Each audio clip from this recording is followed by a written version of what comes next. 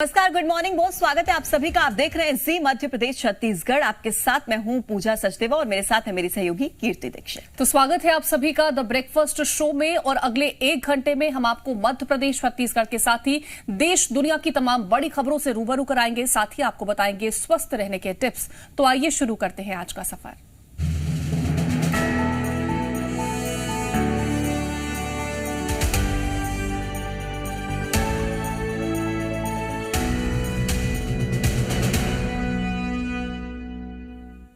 और चलिए खबरों की शुरुआत करने से पहले आपको बताते हैं द ब्रेकफास्ट शो का मेन्यू कार्ड। अगले 1 घंटे में जो खबरें हम आपको दिखाएंगे वो मेन्यू कार्ड के जरिए आपको बताते हैं। मध्य प्रदेश में पंचायत चुनावों के तीसरे और आखिरी चरण का मतदान, इसको लेकर क्या अपडेट है, पूरी जानकारी आपको देंगे। वहीं काली पोस्टर विवाद पर एक्शन में है मध्य प्रदेश सरकार। क्या कुछ एक्शन अभी तक लिया गया, उसकी पूरी जानकारी। मध्य प्रदेश और छत्तीसगढ़ में मौसम के क्या हालात हैं, क्योंकि भारी बारिश का अलर्ट जारी किया गया है, पूरी जानकारी उस रिलेटेड भी आपको देंगे। वहीं स्वस्थ रहने के लिए वर्कआउट जरूरी है, आपको बताएंगे फन के साथ फिटनेस का मंत्र। और बुलेटिन के सबसे आखिर में मध्य प्रदेश छत्तीसगढ़ के साथ ही देश दुनिया की तमाम खबरें हम आपको दिखाएंगे केवल 3 मिनट में। सबसे पहले शुरुआत करते हैं पंचायत चुनाव को लेकर। त्रिस्तरीय पंचायत चुनाव के तीसरे और आखिरी चरण के लिए वोटिंग शुरू हो गई है। मतदान दोपहर को 3 बजे तक होगा। 39 जिलों के 92 ब्लॉक की 6,607 ग्राम पंचायतों के लिए मतदान किया जा रहा है। वोटिंग के लिए कुल 20,608 मतदान केंद्र बनाए गए हैं। इनमें से 3,059 केंद्र संवेदनशील हैं। तीसरे चरण में जिला पंचायत सदस्य के 234, जनपद पंचायत के 1,955 सदस्यों, सरपंच के लिए 6,607 पदों के लिए मतदान हो रहा है। और करीब 1,13,11,479 मतदाता अपने मताधिकार का प्रयोग करेंगे। तो आज गांव की सरकार चुनने का आखिरी मौका है, यानी कि तीसरा और अंतिम चरण आज है, जब सुबह 7 बजे से यानी कि अब वोटिंग शुरू हो चुकी है। लोग मतदान केंद्रों पर पहुंच रहे हैं अपनी सरकार चुनने के लिए और 3 बजे तक ये वोटिंग होगी। तो जिला पंचायत सदस्य के लिए 234 पदों के लिए वोटिंग होनी है। 6,607 ग्राम पंचायतों के लिए वोटिंग की जाएगी। जनपद पंचायत के लिए 1,955 पदों के लिए आज वोट डाले जाएंगे। सरपंच के लिए बात करें तो 6,607 पदों के लिए आज वोटिंग होनी है। पंच पदों के लिए भी वोटिंग आज की जाएगी। तो सुबह 7 बजे से लोगों मतदान केंद्र पर पहुंच रहे हैं। वोट का इस्तेमाल करते हुए, अपने मताधिकार का इस्तेमाल करते हुए अपनी गांव की सरकार को चुनने का काम आज करते हुए नजर आ रहे हैं। 3 बजे तक वोटिंग करने का समय है 39 जिलों के 92 ब्लॉक्स में। तो ज्यादा जानकारी के लिए हमारे साथ संवाददाता भिंड से शैलेंद्र सिंह भदौरिया जुड़ गए हैं। खरगोन से राकेश जायसवाल हमारे साथ हैं। रतलाम से चंद्रशेखर सोलंकी हमारे साथ मौजूद हैं। सबसे पहले बात कर लेते हैं भिंड से, जहां पर शैलेंद्र हमारे साथ मौजूद है। शैलेंद्र, आज आखिरी मौका है गांव की सरकार चुनने का, किस तरह का नजारा है भिंड में? देखिए, तस्वीरें जो है बेहद उत्साहजनक है। अभी सुबह के एकदम ठीक 7 बजे और मतदान प्रक्रिया शुरू हुई। उसके पहले ही आप देख सकते हैं कि लंबी लंबी कतारें जो है वो पोलिंग बूथ पर देखने को मिल रही हैं। ये बताती हैं कि ये लोग कितने जागरूक हैं अपने मताधिकार के प्रयोग के लिए, और ये अपनी जो गांव की सरकार है उसको चुनने के लिए आप पहुंचे हैं। ग्राम पंचायत का चुनाव है, चाहे सरपंच की बात करूँ, जिला पंचायत बात करूँ, या फिर जो जनपद पंचायत की बात करूँ, सब त्रिस्तरीय जो पंचायत है उसके चुनाव के लिए यहाँ पहुँचे हैं। और आप देख सकते हैं कि चूँकि भिंड थोड़ा सा संवेदनशील इलाका है और पहले चरण में जिस तरीके से थोड़ी सी हिंसा की खबरें आई थी, और यही कारण है कि पुलिस बल जो है वो भारी संख्या में हर पोलिंग बूथ पर तैनात किया गया है। बाकायदा पेट्रोलिंग की टीमें लगाई गई हैं ताकि किसी तरह की कोई हिंसा इस इलाके में ना हो। तस्वीरें आपको हम दिखा देते हैं कि जिस तरीके से पूरा पुलिस बल जो है वो मौजूद है। पुलिस अधिकारी हमारे साथ है, पहले उनसे बात कर लेते हैं कि सर किस तरह की सुरक्षा व्यवस्था रखी गई है, क्योंकि पहले दूसरे चरण में थोड़ी सी हिंसा की खबरें इस इलाके से आई थी। नहीं, इस इलाके से कोई भी हिंसा की खबर नहीं है और हमारी पुलिस व्यवस्था बहुत अच्छी है। किसी प्रकार की किसी प्रकार की शांति भंग होने की कोई संभावना नहीं है। पूर्णतः हमारी पुलिस व्यवस्था अच्छी है। तो जो पुलिस के अधिकारी हैं वो कह रहे हैं कि पूरी व्यवस्थाएं जो है वो चाक चौबंद है। कुछ लोग हमारे साथ हैं, उनसे हम बात करेंगे। पहली बार वोट डालने आए होंगे आप? हाँ, पहली बार आया हूँ। क्या मुद्दे हैं, आपको क्या लगता है कि किस तरह का सरपंच होना चाहिए आपका? बढ़िया होना चाहिए सरपंच, मेरे मतलब से तो। अच्छा, आप बताइए कि किस तरह का सरपंच चुनना चाहते हैं? क्या ये तो कि किस तरह का आप सरपंच चुनना चाहते हैं? क्या विकास आप गाँव में देखना चाहते हैं? गांव में काम हो, बढ़िया काम कराए, वो सरपंच चुने। तो आप देख सकते हैं कि काम को लेकर सरकार चुनने आए हैं। आप बताइए किस तरह का सरपंच आप चाहते हैं गांव के लिए? अच्छा ही होना, विकास के लिए होना चाहिए। तो क्या लगता है कि क्या क्या विकास आपके गांव में और आवश्यकता है अभी? वैसे चल रही है। अच्छा, तो आप देख सकते हैं कि जो लोग हैं वो बिल्कुल, पहुंचे जिस और तरीके से महिलाएं भी शैलेंद्र हैं, आप दर्शक, लोगों उनसे से हम बात करने कर रहे हैं और विकास के ही मुद्दे हैं जहन में, इसको लेकर ही गांव के लोग कितने जागरूक हैं तस्वीरों के माध्यम से हम देख भी सकते हैं। विदिशा से प्रमोद हमारे साथ मौजूद हैं। प्रमोद, विदिशा में क्या तस्वीरें हैं? जैसा हम भिंड में देख रहे हैं, गांव के लोग काफी ज्यादा जागरूक नजर आ रहे हैं, विदिशा में भी क्या वही तस्वीरें हमें दिख रही हैं? देखिए, शहर की वोटिंग हम दिखा रहे थे तो उदासीन तस्वीरें नजर आ रही थी। अब विदिशा के गांव में हम इस वक्त मौजूद हैं। ये तीसरे चरण की वोटिंग शुरू हो गई है त्रिस्तरीय पंचायत चुनाव की, और प्रदेश भर के देखिए तीसरे चरण में जो त्रिस्तरीय पंचायत चुनाव का तीसरा चरण है वो आज 39 जिलों के 92 विकास खंडों पर मतदान शुरू हो गया है, जिसमें महत्वपूर्ण तो ये कि 20,608 मतदान केंद्र बनाए गए हैं। 3,059 मतदान केंद्र संवेदनशील मतदान केंद्र, जहां पर अतिरिक्त पुलिस फोर्स तैनात की गई है।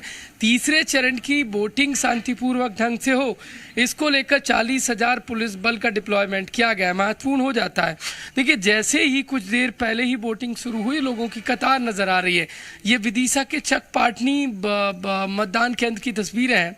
आधी आबादी भी वोट करने के लिए पहुंच गई है, तो जो लोग हैं वो काम पर जाने से पहले वोट करते नजर आ रहे हैं।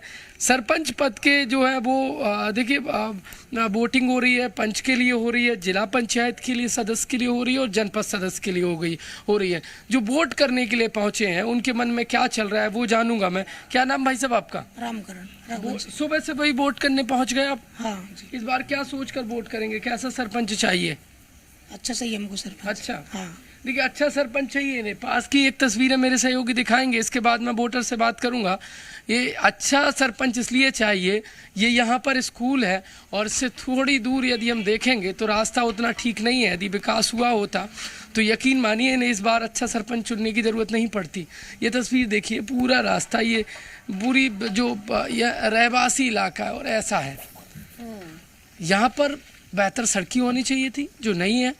बार बार सरपंच चुना, लेकिन सरपंच ने जो विकास करना चाहिए था वो नहीं हुआ। इसलिए इस बार बेहतर सरपंच चुनने के लिए सुबह सुबह 7 बजे ये लंबी कतार देखने को मिल रही है। महत्वपूर्ण तो ये हो जाता है कि देखिए शांतिपूर्वक मतदान हो। मेरे से कैलाश मालवीय से मतदान हो जाए, उम्मीदें यही जताई भी जा रही हैं। प्रमोद, आप हमारे साथ बने रहिए और भी जानकारी लेंगे आपसे। राकेश जायसवाल हमारे साथ खरगोन से मौजूद है। राकेश, अगर हम खरगोन की जनता की बात करते हैं, वहां पर जो वोटर्स पहुंच रहे हैं उनमें किस तरह का उत्साह दिख रहा है? जी बिल्कुल पूजा, खरगोन में भी जो पंचायत चुनाव का तीसरा चरण है उसको लेकर खासा उत्साह है। खरगोन में 4 जनपदों में चुनाव है, कसरावत, भिकनगांव, भुगांव और खरगोन। यहाँ पर 4 लाख मतदाता मतदान करेंगे। आज सुबह हम बलवाड़ी मतदान केंद्र पर हैं, जहाँ पर लगभग खेती किसानी वाले लोग हैं, किसान जो है लोग हैं वो मतदान के लिए पहुंच चुके हैं। उनका कहना है कि पहले हम मतदान करेंगे, उसके बाद अपने काम पर खेत पर जाएंगे। मैं आपसे कुछ लोगों से बात भी करता हूँ जिन लोगों जो मतदान के लिए पहुंचे। क्या कहना चाहेंगे आप जिस प्रकार से आप सब मतदान के लिए आए? किसान आदमी पहले मतदान करेंगे फिर खेत। इस बार किस प्रकार से आप जो है सरपंच चुनेंगे, पंच चुनेंगे? जो सरपंच गाँव का विकास तो एक पूजा बिल्कुल ये लोग जो है लंबी कतारों में सुबह से आ चुके हैं। ये तस्वीरें बहुत खूबसूरत है, लोकतंत्र की तस्वीरें राकेश, ये दर्शाती हैं अलग अलग जगहों से जो हम ये तस्वीरें देख रहे हैं इनसे पता लगता है कि गांव का वोटर कितना ज्यादा जागरूक है और अपने गांव में विकास हो इसको लेकर लोग सुबह से ही जुटे हुए हैं, लाइनों में लगे हुए हैं। सब काम छोड़कर पहला काम उनका है वोट करना। रतलाम से चंद्रशेखर सोलंकी हमारे साथ जुड़े हुए। चंद्रशेखर, रतलाम की तस्वीरें भी एक बार दर्शकों को आप जरूर दिखाएं, वहां के मतदाता कितने ज्यादा जागरूक है, सुबह सुबह का समय है और कैसे सब काम छोड़कर सबसे पहला जो उनका कर्तव्य है वो है वोट डालना। इस बात को वो बेहतर तरीके से समझते हैं। दिखाएं जरा तस्वीरें रतलाम की। बिल्कुल, बहुत ही जागरूकता यहाँ पर देखने को मिल रही है। जो रतलाम का है ये करमली गांव, यहाँ पर आप देख सकते हैं तो सुबह सुबह ही कतार और जो निरीक्षण दल है वो भी यहाँ पहुंच चुका है और वो भी देख रहा है कि किस तरह से यहाँ पर कार्य जो है संपन्न हो रहा है। ये लंबी कतार आप देख सकते हैं। महिलाएं भी यहाँ पहुंच चुकी हैं और अपने मत का प्रयोग करने के लिए सभी सुबह सुबह अल सुबह यहाँ पर पहुंच गए। जब मतदान नहीं हुआ था उससे पहले से ये कतार यहाँ लगी थी और अब जो है मतदान शुरू हो गया है और मतदान जो है चल रहा है। इस तरह से जो है सारी व्यवस्थाएं यहाँ पर अंदर की जो है लाइट की व्यवस्था प्रॉपर की हुई है, कोई दिक्कत ना आए किसी को। उसके बाद में जो टेबल है उनकी पूरी व्यवस्थित लगाई हुई है। आगे जो है मतदान के लिए जो बनाया गया है वो भी व्यवस्थित बनाया गया है। तो इस तरीके से सारी व्यवस्थाएं हैं, और बाहर जो लोग हैं उनसे जानेंगे किस तरीके से वो क्या कुछ सोचे हैं इस बार, किस तरह का सरपंच चाहिए, किस तरह की विकास होने चाहिए। नाली वगैरह आए दिन मच्छर वगैरह बहुत होते हैं, पढ़ा लिखा होना चाहिए, पढ़ा लिखा होना चाहिए। इस तरह से आप जो सोचते हैं अपने मत का प्रयोग करते हैं, क्या सोचते हैं, किस तरह का मत, किस तरह के सरपंच को मत देंगे, क्या काम होने चाहिए, क्या काम नहीं। सर गाँव में बिजली पानी की व्यवस्था बढ़िया से चले, और पढ़ाई लिखाई में भी थोड़ा सा नए बच्चों के लिए अच्छी से शिक्षा मिले, अच्छे टीचर की व्यवस्था हो। तो देखिए, अब इनकी जागरूकता की सारी चीजें जो है मूलभूत सुविधाओं के साथ साथ इसके अलावा जो बच्चों की शिक्षा और अलग जो व्यवस्थाएं हैं जो अब आधुनिक समय में जरूरी होगी, उसके लिए भी अब गांव में जो है गांव की सरकार से उम्मीद करने लगे हैं ये ग्रामीण, और उस तरीके से इस मानसिकता के साथ आज अपना मत का प्रयोग करने पहुंचे, और मतदान के लिए यहाँ पर जो है सुबह से ही लौटेंगे आपके पास और भी जानकारी आपसे लेंगे। शैलेंद्र का रुख कर लेते हैं, भिंड से हमारे साथ जुड़े हुए हैं। शैलेंद्र, मुद्दे हर किसी के वही है कि विकास हो, लेकिन आम आदमी की अगर हम बात करते हैं, गांव की जनता की हम बात करते हैं, 8 साल का इंतजार किया है गांव की जनता ने, उनके क्या स्पेसिफिक मुद्दे हैं, क्या कुछ अभी जो उनकी तैयारियां थी, क्या कुछ उनके ऐसे मुद्दे थे जो अब तक पूरे नहीं हुए, और उम्मीदें हैं कि आने वाला जो पंच होगा, सरपंच होगा, वो जरूर उन्हें पूरा करेगा? देखिए, बिल्कुल मुद्दा सबसे प्रमुख जो है वो विकास है, क्योंकि जिस तरीके से वो बता रहे हैं कि इलाके का विकास हो, इस तरह का वो जनप्रतिनिधि चुनना चाहते हैं, क्योंकि पिछले 2 साल ऐसे गुजरे कि जब इलाके में जनप्रतिनिधि नहीं थे, और ऐसे में कहीं ना कहीं उनका विकास कार्य जो है वो बाधित हुए हैं।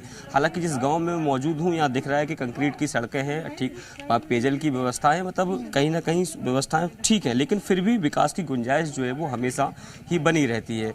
जो लोग हैं स्थानीय, उनसे हम बात करने की कोशिश करेंगे कि आखिर किस तरह का वो विकास चाहते हैं। सर बताइए कि किस तरह का विकास आप अपने गांव में चाहते हैं? दादाजी, बढ़िया विकास चाहते हैं साहब जी, अच्छा विकास हो।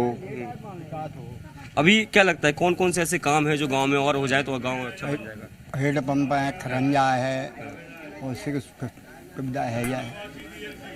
आपको क्या लगता है कि क्या क्या काम होने चाहिए गाँव में? और गांव में तो ना तो टीन सेट है रही, ठीक है कि नहीं, जहाँ जहाँ हीट पंप की सुविधा हीट पंप ना है पा रहा, वो सुविधा चाहते हैं, ठीक है, वो सब सुविधा ही चाहते हैं। अभी 2 साल अपना आधार नेशन कार्ड मिलता है, और अनाज भी नहीं, समस्या वैसी हो जाती है। अच्छा, अभी बीच में 2-2.5 साल ऐसे निकल गए, सरपंच ही नहीं था, तो ऐसे में काम कहीं ना कहीं प्रभावित रहा होगा। 2 साल तक अभी सरपंच ही नहीं था कोई, तो नहीं कुछ नहीं, वैसे ही हुआ जैसा चल रहा था, थोड़ा बहुत और भी है, थोड़ी बहुत विकास हो जानी चाहिए, बाकी तो हो चुके हैं बचे। तो देखिए, तस्वीरें मैं आपको दिखा दूं कि देखिए कितनी लंबी लाइन है। अगर मैं शहर सरकार की बात करूं, जब निगम के इलेक्शन चल रहे थे तो इतनी लंबी लाइनें किसी भी पोलिंग बूथ पर पूरे दिन भर देखने को नहीं मिली थी, लेकिन अभी सुबह का ये एक मैसेज भी है सभी वोटर्स को कि जब गांव के लोग इस तरीके से जागरूक हमें नजर आते हैं तो ये एक संदेश देता है हर वोटर को कि आपको सबसे पहले अपने मत का इस्तेमाल करना चाहिए, आपका कर्तव्य भी है ये और आपका अधिकार भी है। प्रमोद, सरकार किसी की भी रही हो, हमेशा दम भरती है कि गांव का विकास हुआ है, गांव में विकास किया जा रहा है, लेकिन जब आप ग्राउंड जीरो पर जाते हैं तो तस्वीरें कुछ और होती हैं, जैसा अभी भी आपने तस्वीरें दिखाई। अगर हम विदिशा की बात करें तो वहां पर विकास की अभी और कितनी गुंजाइश है? क्या क्या ऐसे मुद्दे हैं जिनको लेकर लोग वोट करने के लिए आए हैं? क्या क्या परेशानी है लोगों की?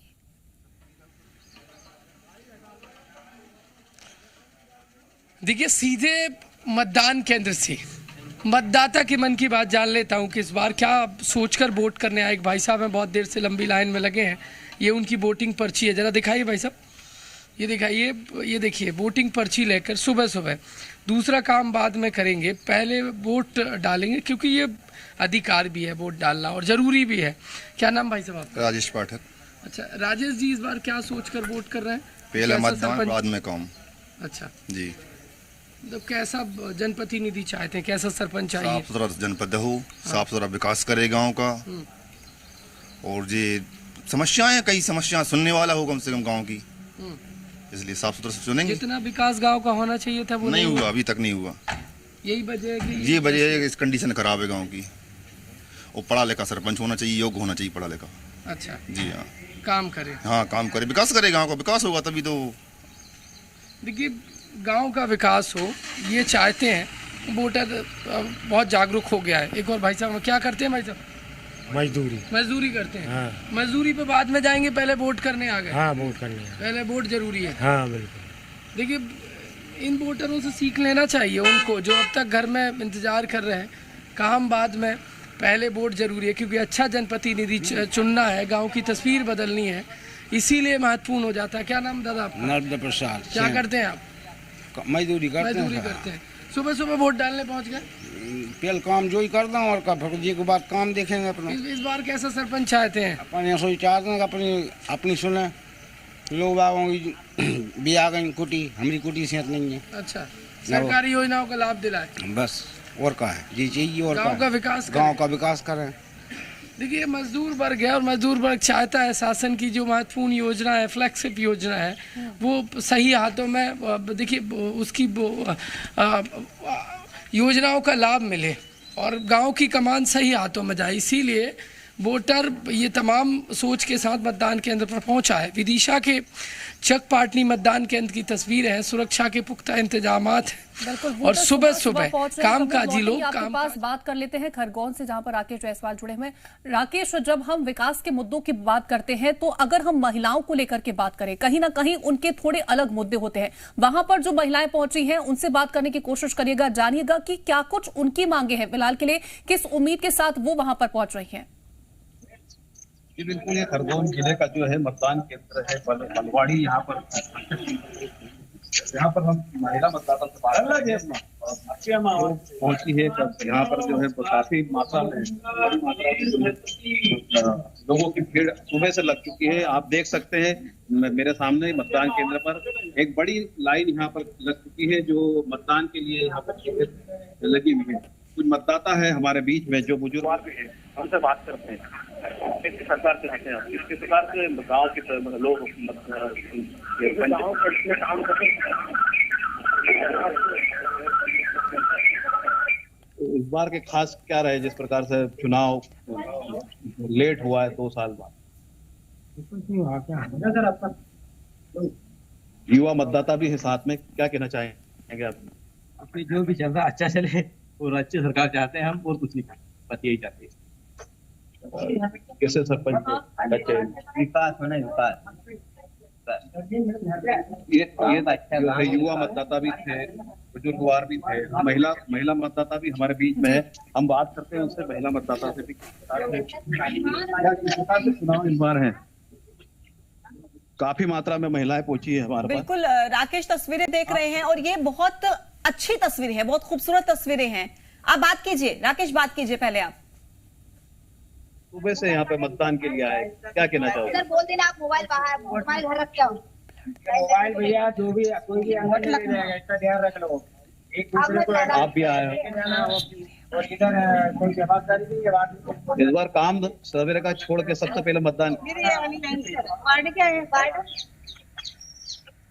कुछ कहना तो काम कोई नहीं रखना, आप अपना लेके आइए फिर आके। कैसे सरकार चुने, गांव की सरकार चुनेंगे इस बार? क्या समस्या है तुम्हारे गांव में? हमारा गांव में सब गली अच्छी तरह। ठीक है राकेश, तस्वीरें हमने देखी, चेहरे पर मुस्कान है और सबसे पहला काम है वोट करना। तस्वीरें लगातार हम दर्शकों तक पहुंचाएंगे। फिलहाल बहुत शुक्रिया आपका चंद्रशेखर, शैलेंद्र, आप दोनों का भी बहुत शुक्रिया। प्रमोद, आप हमारे साथ बने रहिए, आपसे और भी अपडेट्स हम लेंगे।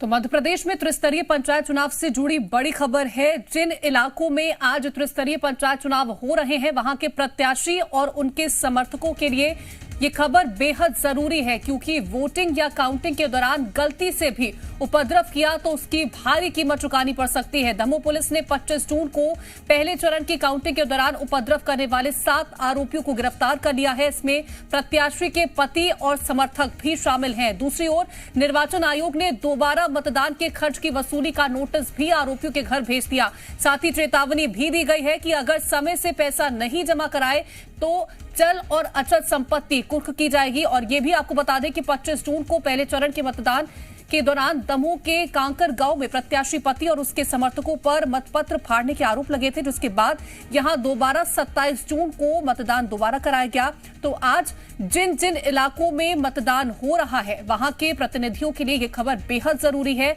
चुनाव आयोग की ओर से साफ संदेश है कि शांतिपूर्ण चुनाव होने दें, वरना इसकी बड़ी कीमत चुकानी पड़ सकती है।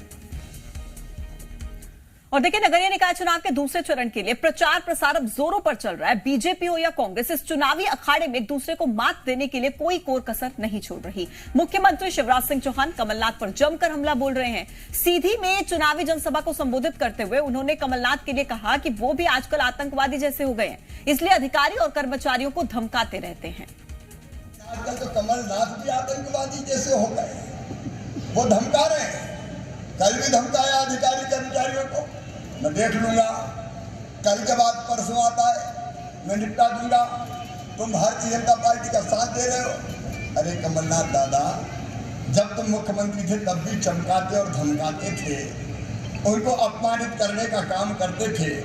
अब मुख्यमंत्री नहीं हो, रस्सी जल गई, बल नहीं गया, मैं देख लूंगा, मैं निपटा दूंगा। अरे तुम्हें तो जनता ही नहीं निपटा दिया, तुम क्या निपटाओगे कमलनाथ।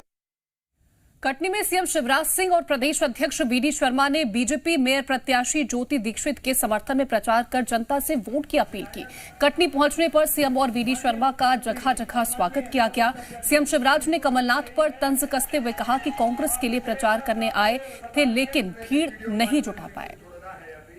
भैया हम कहेंगे दाएं चलो तो कमलनाथ तुमसे कह देंगे तुम तो बाएं चलो, हम कहेंगे आगे बढ़ो, कमलनाथ कहेंगे पीछे हटो, हम कहेंगे ऊपर चलो तो वो जाएंगे नीचे, विकास अधर में लटका रह जाएगा। कटनी वालों, कहीं केकड़ा नगर सरकार मत बना देना, नहीं कांग्रेस के केकड़े पकड़ पकड़ के खींच लेंगे और कटनी का विकास अटका और लटका रह जाएगा। और यहां वक्त एक बहुत छोटे से ब्रेक का है, बने रहिए जी मध्य प्रदेश छत्तीसगढ़ के साथ।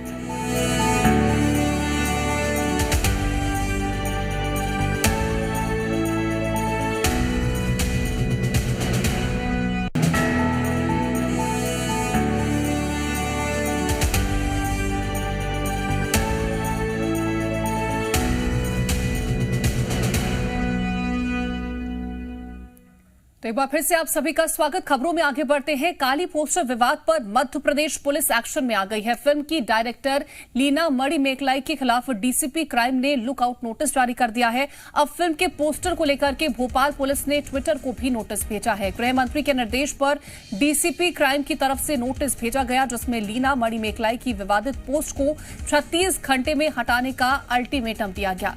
नोटिस में पुलिस ने एमपी में दर्ज एफआईआर का भी जिक्र किया है। तो देखिए, ट्विटर को विवादित पोस्ट हटाने के लिए 36 घंटे का अल्टीमेटम,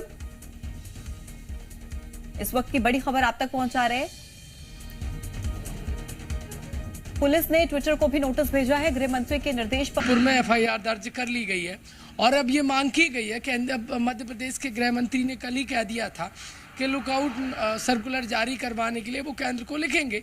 तो ये महत्वपूर्ण हो जाता है इनके, क्योंकि विदेश भागने के डर भी हैं। और ऐसे में अब और दूसरा देखिए, जो पत्र है उसका जिक्र मैं आपको करना चाहूँगा, महत्वपूर्ण हो जाता है। देखिए, गृह मंत्री के निर्देश के बाद डीसीपी क्राइम ब्रांच ने लीगल जो ट्विटर टीम है उसको कार्रवाई के लिए पत्र लिखा है। फिल्म काली की डायरेक्टर लीना को नोटिस भेजा है और नोटिस में विवादित पोस्ट 26 घंटे में हटाने को कहा है। साथ ही साथ ट्विटर से कहा है कि जिस तरीके से ट्विटर के जरिए धार्मिक हिंदू भावनाओं का आहत किया जा रहा है, एक जानबूझ के का अटैक किया जा रहा है, तो ऐसे में ट्विटर को भी कुछ पॉलिसी अपनी चेंज करनी चाहिए। ये पत्र लिखा गया है। और इसके अलावा महत्वपूर्ण तो ये है कि जो भोपाल डीसीपी क्राइम ब्रांच की तरफ से लुकआउट सर्कुलर के लिए जो प्रोफार्मा भर के केंद्र के गृह मंत्रालय को भेजा गया है, अब वो भेज दिया गया है। अब केंद्रीय गृह मंत्रालय कब तक लुकआउट सर्कुलर जारी करता है, क्योंकि मध्य प्रदेश में 3 जगह एफआईआर दर्ज हुई है। इसके अलावा महुआ मोइत्रा पे एफआईआर दर्ज हुई है और प्रदेश सरकार नाराज है क्योंकि एक बड़ा वर्ग नाराज हुआ है। जिस तरीके से महुआ मोइत्रा ने विवादित जो पोस्ट की थी वो, और का फिल्म काली का जो पोस्टर रिलीज किया गया था लीना के द्वारा, उससे नाराजगी है। और इस नाराजगी को भांपते हुए प्रदेश सरकार ने ये सख्त कार्रवाई की है। यकीनन जो FIR दर्ज हुई है उससे लीना की मुश्किलात बढ़ सकती है। बिल्कुल, तो FIR दर्ज कर ली गई है, लुकआउट नोटिस जारी कर दिया गया है, साथ ही 36 घंटे के अंदर पोस्टर्स को हटाने की बात भी कही गई है। प्रमोद, आप हमारे साथ बने रहिए और भी जानकारी लेंगे आपसे। और देखिए, डॉक्यूमेंट्री फिल्म काली का पोस्टर अब सामने आते ही फिल्म मेकर लीना मणि मेकलई की मुश्किलें बढ़ती जा रही हैं, क्योंकि पोस्टर में हिंदू देवी देवता के अपमान के बाद उज्जैन में संत समाज ने आवाज बुलंद कर दी है और संतों ने अलग अलग वीडियो जारी करके फिल्म निर्देशक लीना मणि मेकलई को चेतावनी दी है कि सार्वजनिक रूप से माफी मांगो, वरना संत समाज उग्र आंदोलन करेगा। इसी के साथ संतों ने देश के प्रधानमंत्री, देश के गृह मंत्री और सभी प्रदेशों के मुख्यमंत्री और गृह मंत्रियों से फिल्म की रोक और ऐसी फिल्मों को बनाने वालों के खिलाफ सख्त कार्रवाई और कानून बनाने की बात कही है। तो फिल्म काली के खिलाफ छत्तीसगढ़ में भी विरोध अब बढ़ता जा रहा है। राजनांदगांव में विश्व हिंदू परिषद और बजरंग दल के कार्यकर्ताओं ने पुलिस अधीक्षक के नाम ज्ञापन सौंपकर फिल्म निर्माता और TMC सांसद के खिलाफ कार्रवाई की मांग की। भारतीय फिल्म निर्माता लीना मणि मेकलई अपनी एक डॉक्यूमेंट्री पोस्टर को शेयर कर लोगों के निशाने पर आ गए। इस पोस्टर से लोगों में खासा नाराजगी है। कई लोगों ने लीना की गिरफ्तारी की मांग भी की है।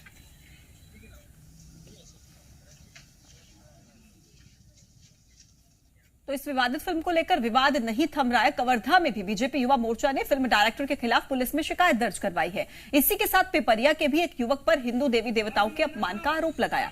युवा मोर्चा के कार्यकर्ताओं ने दोनों मामलों में पुलिस से रिपोर्ट दर्ज करवाने की मांग की, लेकिन स्थानीय पुलिस ने FIR दर्ज करने से इनकार कर दिया। इसके बाद कार्यकर्ताओं ने थाने के सामने ही नारेबाजी की। मामला दर्ज न करने पर जिला बंद करने और आंदोलन करने की चेतावनी दी।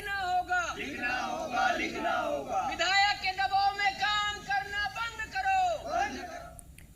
वहीं छत्तीसगढ़ में रेल मुसाफिरों की मुश्किलें कम होने का नाम नहीं ले रही हैं। रेलवे ने 21 से 24 जुलाई तक की रायपुर से गुजरने वाली कई रेलगाड़ियों को रद्द करने का फैसला किया। दोनों ओर से आने और जाने वाली रेलगाड़ियां 24 जुलाई तक के लिए रद्द रहेंगी। जिन रेलगाड़ियों को रद्द किया गया है उनमें बिलासपुर चिरमिरी, उदयपुर शालीमार, वलसाड पुरी, दुर्ग निजामुद्दीन, दुर्ग नौनतवा और बरौनी गोंदिया एक्सप्रेस शामिल हैं। तीसरी लाइन पर विद्युतीकरण के काम की वजह से ये रेलगाड़ियां 7 जुलाई से 21 जुलाई तक पहले से ही रद्द चल रही हैं। अब इसकी मियाद 24 जुलाई तक के लिए बढ़ा दी गई है। ज्यादा जानकारी के साथ जी मीडिया संवाददाता रजनी ठाकुर हमारे साथ मौजूद हैं। रजनी, अगर हम रेल यात्रा की बात करते हैं तो खासतौर पर उन यात्रियों के लिए जो गरीब तबके से आते हैं या फिर आर्थिक वर्ग रूप से कमजोर हैं, उनके लिए रेल का सफर सबसे ज्यादा वाजिब माना जाता है, महत्वपूर्ण माना जाता है। लेकिन लगातार हम देख रहे हैं छत्तीसगढ़ में जैसे मियाद अब बढ़ी है, 24 जुलाई तक के लिए कैंसिल ट्रेनों की जो तारीख है वो बढ़ा दी गई है। कितनी दिक्कत हो रही है लोगों को? देखिए, बहुत ज़्यादा परेशानी जो है लोगों को हो रही है। और कोरोना के वक्त से हम देख रहे हैं कि कोरोना की वजह से पहले ट्रेनें जो थी वो नहीं चल रही थी, जिसकी वजह से ट्रांसपोर्टेशन में लोगों को खासी दिक्कत होती थी। लेकिन कोरोना के बाद हालात ज़्यादा ख़राब हैं, क्योंकि अब तो लोगों को एक जगह से दूसरी जगह आना भी है और उन्हें सफ़र भी करना है। लेकिन जिस तरीके से ट्रेनें लगातार कैंसिल हुई हैं उसने लोगों को परेशानी में डाल दिया है, क्योंकि अब ऐसे में दो ही विकल्प रह जाते हैं कि या तो अपने ज़रूरी काम छोड़ दिए जाएं, उन्हें टाल दिया जाए, या तो और ज्यादा जो है पैसे खर्च करके उस जरूरी काम के लिए उस जगह तक पहुंचा जा सके। और अगर हाल की हम बात करें तो 12 ट्रेनें एक बार फिर से रद्द हो गई हैं। 21 जुलाई से 24 जुलाई तक चलने वाली ये ट्रेनें हैं और इन ट्रेनों में कुछ राज्य के अंदर चलने वाली भी ट्रेनें हैं, जैसे बिलासपुर से चिरमिरी तक जाने वाली ट्रेन को रद्द किया गया है। इसके साथ ही राजस्थान जाने वाली ट्रेन है, बिहार की तरफ जाने वाली ट्रेनें हैं और लगातार हम देख रहे हैं कि ट्रेनें इसी तरह से रद्द कर दी जाती हैं। इस बार जो ट्रेनें रद्द हुई हैं उनका कारण ये बताया गया है कि बिलासपुर जंक्शन के पास विद्युतीकरण का काम किया जाना है और इसी वजह से ट्रेनें रद्द की गई हैं। तो कारण चाहे जो भी रहा हो, कभी कोयला के परिवहन का कारण रहा हो या मेंटेनेंस के काम का कारण रहा हो, कारण चाहे जो भी रहा हो, लगातार ट्रेनें रद्द हो रही हैं। लोग इस बात को लेकर भी परेशान हैं कि ट्रेनें या तो रद्द होती हैं या तो घंटों लेट होती हैं। तो एक बड़ी दिक्कत इस वक्त आम लोगों के सामने बनी हुई है, लगातार ये कहा जा सकता है। बिल्कुल, तो 24 जुलाई तक के लिए रेल सेवाएं बाधित रहेंगी। कई ट्रेनों को रद्द किया गया है। रजनी, आप हमारे साथ बनी रहिए और भी जानकारी आपसे लेंगे। मौसम को लेकर भी आपको अपडेट दे देते हैं, क्योंकि छत्तीसगढ़ पर बारिश इस वक्त काफी मेहरबान नजर आ रही है और इसी के चलते आज भी प्रदेश में भारी बारिश को लेकर मौसम विभाग ने अलर्ट जारी कर दिया है। ज्यादातर जगहों पर आज बारिश की संभावना है। मध्य और दक्षिण छत्तीसगढ़ में भारी बारिश हो सकती है। राज्य के जो बाकी हिस्से हैं वहां पर हल्की से मध्यम बारिश के आसार बने हुए हैं। राजधानी रायपुर और उसके आसपास के जिलों में सुबह से बारिश जारी है। तो बारिश का दौर लगातार देखने को मिल रहा है। वही बात अगर हम करते हैं, मध्य प्रदेश में मौसम विभाग ने भारी बारिश का येलो अलर्ट जारी किया। प्रदेश के 12 जिलों में मौसम विभाग ने भारी बारिश का अलर्ट जारी कर दिया है, जिसमें अनूपपुर, शहडोल, उमरिया, कटनी, जबलपुर, बैतूल समेत कई जिलों में मध्यम से भारी बारिश होने के आसार हैं। वहीं कुछ जगह बिजली गिरने की संभावना भी जताई गई है। तो मध्य प्रदेश की बात करें तो यहां पर भी कई ऐसे जिले हैं जहां पर हल्की से मध्यम बारिश का अलर्ट जारी किया गया है। कुछ इलाकों में बिजली गिरने की संभावना जताई गई है। तो 12 ऐसे जिले जहां पर बारिश का येलो अलर्ट जारी किया गया। अनूपपुर, शहडोल, उमरिया समेत कई जिलों में भारी बारिश के आसार जताए गए हैं। वहीं कई ऐसे इलाके हैं जहां पर हल्की से मध्यम वर्षा भी हो सकती है। मध्य प्रदेश और छत्तीसगढ़ दोनों ही राज्यों में बारिश को लेकर संभावना मौसम विभाग की तरफ से जता दी गई है। हालांकि आपने बीते कल की भी तस्वीरें देखी थी मध्य प्रदेश की राजधानी भोपाल से, जहां सुबह से ही बारिश का दौर जारी था और गर्मी से लोगों को काफी राहत मिली थी। किसानों के चेहरों पर खुशी हमने देखी। दूसरी तरफ छत्तीसगढ़ में भी अब बारिश की संभावना जताई जा रही है। भोपाल से प्रमोद हमारे साथ मौजूद हैं और रायपुर से रजनी हमारे साथ जुड़ी हुई हैं। रजनी, छत्तीसगढ़ में मौसम को लेकर अपडेट जरा दें कि वहां पर क्या गर्मी से लोगों को थोड़ी सी राहत मिली है, क्योंकि किसान लंबे वक्त से इंतजार कर रहे हैं बारिश का। अब संभावना जब जताई गई है तो क्या उसके बाद मौसम में कुछ बदलाव देख रही हैं आप? जी बिल्कुल, अच्छा बदलाव कहा जा सकता है, क्योंकि मानसून की एंट्री तो छत्तीसगढ़ में हो गई थी, लेकिन मानसून की जो बारिश होती है उसका इंतजार लोगों को बना हुआ था। लेकिन बीते कुछ दिनों से जिस तरह का मौसम लगातार बना हुआ है उससे राहत आम लोगों को गर्मी से भी मिली है। किसानों के लिए भी एक अच्छी बात है। हालांकि ये कहा जा सकता है कि बहुत ज्यादा बारिश तो इस बार नहीं हुई है। अब तक जो बारिश हुई है वो पिछले सालों की तुलना में कुछ कम ही है, लेकिन बीते कुछ दिनों से, खासतौर से इस हफ्ते हमने देखा कि लगातार बारिश को लेकर मौसम विभाग ने ऑरेंज अलर्ट, येलो अलर्ट जारी किया।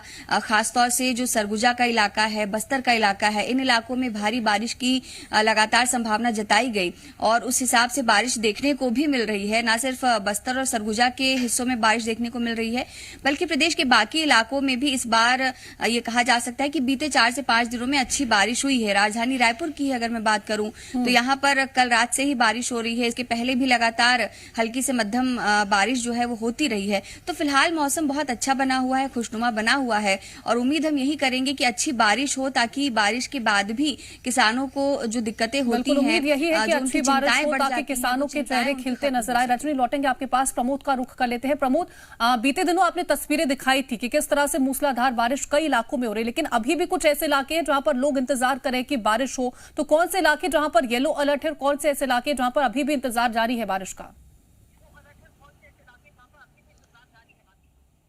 देखिए, बारिश का मौसम है तो बारिश तो होगी और बारिश, लेकिन जो आज मौसम विभाग ने अलर्ट जारी किया है उससे वोटिंग प्रभावित हो सकती है। मैं एक ग्रामीण क्षेत्र में इस वक्त मौजूद हूं और बारिश से जो खेती है वो लहलहा उठी है, क्योंकि पिछले दिनों जब छुटपुट बारिश हुई थी तो किसानों ने सोयाबीन की फसल बो दी थी और अब बीच में जो बारिश पर ब्रेक लगा उससे ये फसल चौपट होने की कगार पर आ गई थी। लेकिन अब रेगुलर जो बारिश शुरू हुई है उससे ये देखिए फसल लहला उठी है। वो सोयाबीन के खेत की फसल है और इसको दरकार है पानी की, और मौसम विभाग ने जो अलर्ट जारी किया है वह 2 अलर्ट हैं, एक ऑरेंज अलर्ट, एक येलो अलर्ट। जो ऑरेंज अलर्ट है वो देखिए एमपी के 3 संभागों में भारी बारिश से अति भारी बारिश का ऑरेंज अलर्ट जारी किया गया है। वो कौन से जिले? इंदौर, उज्जैन, नर्मदापुरम संभाग के साथ राजगढ़ जिले में भारी बारिश से अति भारी बारिश का ऑरेंज अलर्ट है। और इसके अलावा देखिए महत्वपूर्ण तो ये हो जाता है कि छिंदवाड़ा, सिवनी, बालाघाट, मंडला, डिंडौरी जिलों में भारी बारिश का अलर्ट जारी किया गया है और बदरा बरसेंगे तभी अन्नदाता पर देखिए मेहरबानी बनी रहेगी, क्योंकि ये वो फसल होती है। मेरे पीछे जो आप खेत में अभी मेरे सहयोगी ने आपको दिखाई, कैलाश मालवी ने, ये पानी पर आधारित फसल होती है, खरीफ की फसल होती है, सोयाबीन की फसल होती है, उड़द की फसल होती है, धान की फसल होती है। इसको पर्याप्त पानी चाहिए और जब तक पर्याप्त पानी नहीं मिलेगा यही है तो कि जो उम्मीदें किसानों की हैं उस उम्मीद पर ये बारिश खरी उतरे और लहलहाती फसलें देखने को मिले। फिलहाल रजनी, आपका तमाम जानकारी पहुंचाने के लिए बहुत शुक्रिया। प्रमोद, आपका भी तमाम जानकारी पहुंचाने के लिए बहुत शुक्रिया। और अब बात कर लेते हैं आपकी सेहत से जुड़ी, आपकी फिटनेस से जुड़े मंत्र का, जहां पर आप मस्ती और वर्कआउट करेंगे एक साथ। देखिए फिटनेस का नया मंत्र, फिट एंड फन मंत्र।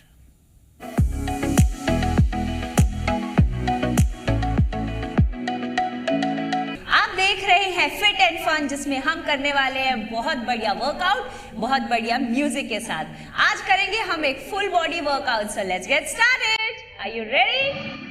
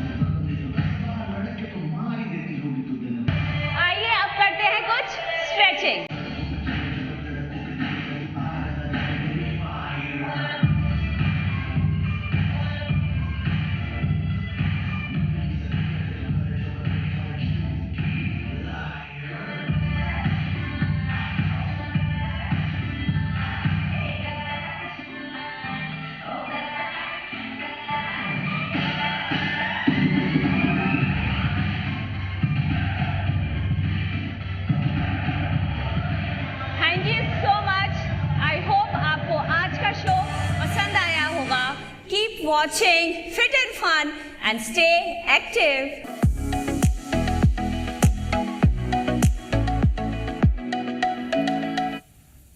तो यहाँ वक्त एक छोटे से ब्रेक का है। ब्रेक के उस पार भी खबरें लगातार जारी रहेंगी।